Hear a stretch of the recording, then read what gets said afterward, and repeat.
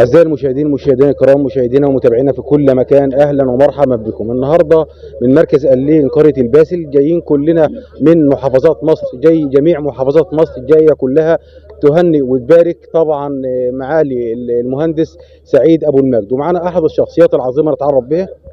مرحب بيك يا نساء. أهلا بك. تعرف بك الأول. عبد الحليم محمد ابو قابل، عطف ابو جندي، مركز قطور غربيه. أهلا بك وأهلا بكل محافظة غربية. تحب تقول النهارده للمهندس سعيد أبو المجد؟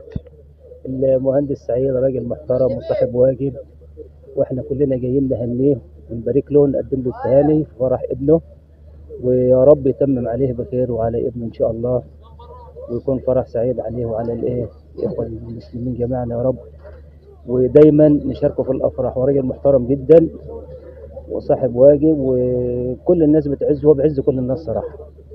فاحنا عشان كده جايين له من بعيد خالص ومن اخر الدنيا عشان ايه نهنيه ونشاركه الفرح بتاعه. هو يستاهل طبعا يعني. الحمد لله. الله يخليك. شكرا ذو حضرتك، وبنضم صوتنا لصوتك وبنقول طبعا للمهندس سعيد ابو المجد بارك الله لكما وعليكما وجمع بينكما في خير.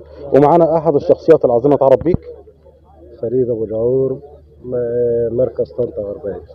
اهلا بيك واهلا بكل هنا في الغربيه. تحب تقول النهارده للمهندس سعيد ابو المجد؟ اقول له الف مبروك وربنا يتمم على خير يا رب ان شاء الله. الباش مهندس سعيد راجل محترم، واحنا جايين عشان نبقى نقوله انه في فرح ابنه، وربنا يوفقه ان شاء الله. شكرا ذو حضرتك، شكرا اهلنا في الغربيه. طبعا معانا برضو احد الشخصيات، نتعرف بيك؟ حبيبي احمد يونس فريج بتديبي. اهلا بيك. تحب تقول النهارده للمهندس سعيد ابو المجد؟ انا بقول له الف الف الف مبروك، راجل خدم الناس بحالها وكلنا تحت امره، راجل محترم والدنيا بحالها بتحبه والله. تمام. عايزين كلمه منك بدل العروسين، تحب تقول لهم ايه؟ اقول لهم الف الف نهار مبروك من كل قلب والله. الف مبروك. بص الكاميرا يا حاجنا، تقول لهم ايه بقى؟ الف الف مبروك من كل قلب والله. احمد يونس فريج من ميت الديب.